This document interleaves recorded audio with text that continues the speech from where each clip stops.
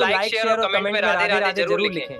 जयपुर में एक व्यक्ति रहते थे, उनका नाम था घाटम नाम। उनका पेशा था, उनके पूर्वजों से ही चला आ रहा था, वो सब चोरी करते थे। दादाजी परदादा परदादा पूरे गांव का यही पेशा था, यही काम था, सब चोरी करते थे। घाटम जी भी चोरी करते थे। एक बार श्री घाटम जी कहीं जयपुर से आमेर जाते हैं, तो बीच में अभी जहाँ कथा थी इससे पहले वो स्थान है आमेर और जयपुर के बीच में कनक घाटी, वहीं श्री घाटम दास जी रहते थे। उनका नाम बाद में घाटम दास हो गया, पर पहले उनका नाम घाटम था। तो घाटम जी चोरी करते थे। एक बार रात में बैठे थे चोरी करने के लिए, तो उस दिन कोई व्यक्ति तो मिला नहीं उनको मालदार, लेकिन झोला लिए हाथ में और जटाएं बांध करके कोई संत वहां से जा रहे थे। घाटम जी बेचारे 2 दिन से तो उनको कुछ चोरी हुई नहीं थी, फिर भी मन में विचार करने लगे तो महात्मा है, इनकी क्या चोरी करूं मैं, कोई बात नहीं चोरी नहीं करता हूँ, प्रणाम कर लेता हूँ जाकर। और घाटम जी उनके मार्ग पर आ गए और अर्धरात्रि का समय, घनघोर अंधेरा, प्रणाम किया। महात्मा रुक गए, बोले अरे खुश रहो बस, क्या नाम है, नाम आदि पूछा, कहाँ रहते हो, स्थान बताया, क्या करते हो। घाटम जी बोले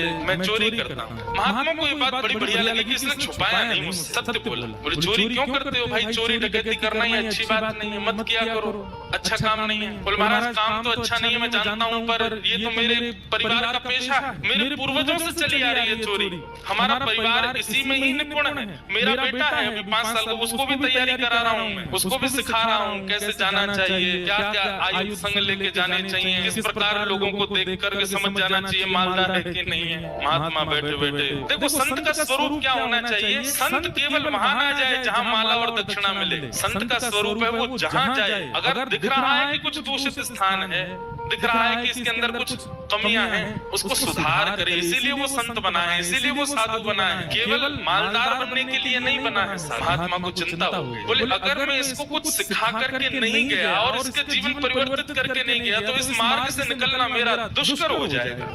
ठाकुर जी ने मुझे इस मार्ग से भेजा है, इसका मतलब ठाकुर जी चाहते हैं कि इसको मैं कुछ बताऊं। महात्मा जी ने उसको बैठाया, बोले सुनो ये घाटम, तुम चोरी मत किया करो, तुम छोड़ दो चोरी। बोले महाराज जिसके रग रग में, जिसके रक्त में चोरी हो वो कैसे छोड़ सकता है। अरे हम तो ऐसे हैं, परिवार में भी हम लोग रोटी भी पानी हो तो हम चोरी करके ही पाते हैं, हम रसोई में मांगते नहीं रोटी दे दो, हम वहां भी चुपके से ही जाते हैं। इतना ज्यादा हम लोगों में चोरपन घुस चुका है कि अब ये निकल नहीं सकता। महात्मा थोड़े व्याकुल थे, तो घाटम जी बोले भगवान आप देखिए व्याकुल मत होइए, मैं भी विवश हूँ कि मैं नहीं छोड़ सकता चोरी, पर हाँ चोरी के अलावा जो कहोगे वो करूंगा, तो मैं करूंगा, लेकिन उसके अलावा जो कहोगे मैं अपने जीवन में उतारूंगा, उस आज्ञा को मैं सर्वोपरि मानूंगा, बस चोरी को छोड़ने को मत, चोरी के साथ साथ जो कहोगे मैं करूंगा। महात्मा ने विचार किया, महात्मा बोले ठीक है 4 बातें लिखो। सबसे पहली बात तुम सत्य बोलो। घाटम जी बोले ठीक है, आज के बाद चाहे कुछ हो जाए मैं सत्य ही बोलूंगा।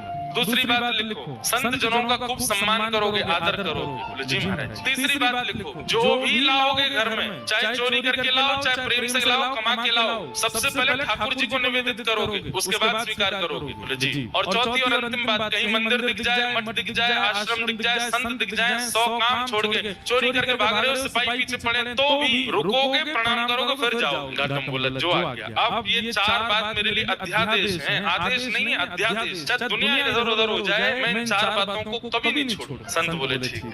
तो घाटम जी ने अपने गुरु की आज्ञा मान ली, बोले 4 बातें मुझे करनी। एक बार कुछ संतों की टोली जा रही थी, घाटम जी ने देख लिया, दौड़ करके गए, चरणों में निवेदन किया मेरे घर आ जाइए, प्रसाद पा लीजिए। संत बोले ठीक है, अब घर पहुंच गए। अब लेकिन घाटम जी के घर पे व्यवस्था कुछ नहीं थी भोजन की। पत्नी से कहा 5 मूर्ति आई है, भोजन बनाओ। बोले 5 हम 2 के लिए तो भोजन नहीं है, 5 को कैसे पवाऊं मैं। घाटम जी बोले गुरु आज्ञा निरर्थक हो जाएगी, मुझे कैसे भी इनको 5 को प्रसाद पवाना है। घाटम जी ने देखा कि पड़ोस में कोई व्यक्ति रहता, उसके पास में उसके गेहूं अनाज आदि का भंडार है, थोड़ा चोरी करके ले आता हूँ, उससे बना के इनको पवा देंगे, गुरु आज्ञा पूरी हो जाएगी। गुरु जी ने यही तो कहा है कि संतों की सेवा करो, कैसे भी करो, चोरी करके करो, चाहे कुछ करो। दौड़ करके गए, वहां से कुछ अनाज आदि ले आए, घर पर ला करके प्रसाद बनवा करके पवा दिया। घाटम जी की चिंता हो गई कि आज सवेरे बारिश हुई थी और मैं चोरी करके लाया हूँ, तो निश्चित मेरे पैरों के चिन्ह बन गए होंगे, और उसको यदि पता चल गया कि मैंने चोरी किया, वो घर आ जाएगा, मुझे पकड़ करके ले जाएगा, आदि आदि मन में विचार करने लगे। लेकिन मैंने तो गुरु आज्ञा के वश होकर के किया ना, इतने में ही वर्षा हो गई, आंधी तूफान आया, तब उनके चरण चिन्ह आदि मिट गए। तो उनको ये अटूट विश्वास हो गया कि मैंने गुरु आज्ञा मान करके पूर्ण किया, तो ठाकुर जी मेरी सहायता कर रहे हैं, मेरे रक्षक बने हुए। घाटम जी का जीवन ऐसे चलने लगा। गुरु पूर्णिमा का समय था।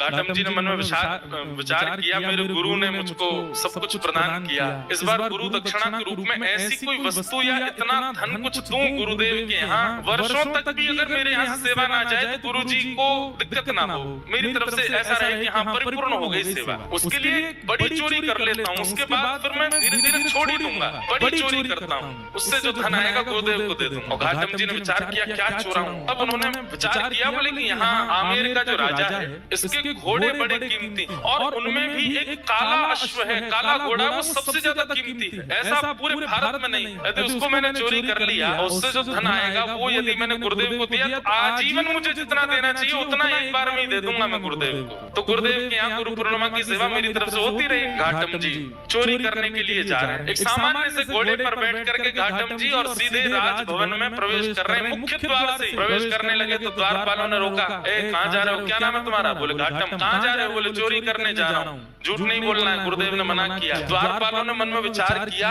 ये जरूर राजा का कोई गुप्तचर है, राजा का कोई बहुत घनिष्ठ व्यक्ति है, हमने इसको रोक दिया है, इसका परिचय पूछना, इसलिए बुरा मान गया, बुरा मान करके कह रहा चोरी करने जा रहा हूँ। ए भाई सुनो, द्वार खोल दो, ये कोई राजा का परिचित व्यक्ति होगा, ऐसे कौन बोलता चोरी करने जा रहा हूँ। द्वार खुल गए, वो भीतर प्रवेश कर गए। भीतर प्रवेश करके घोड़साल में गए, वहां सबसे महंगा घोड़ा जो काला अश्व था उसको खोल लिया, बैठ गए, लेकर के बाहर आने लगे, खुले में ही सबके सामने बाहर की ओर जाने लगे तो द्वारपालों ने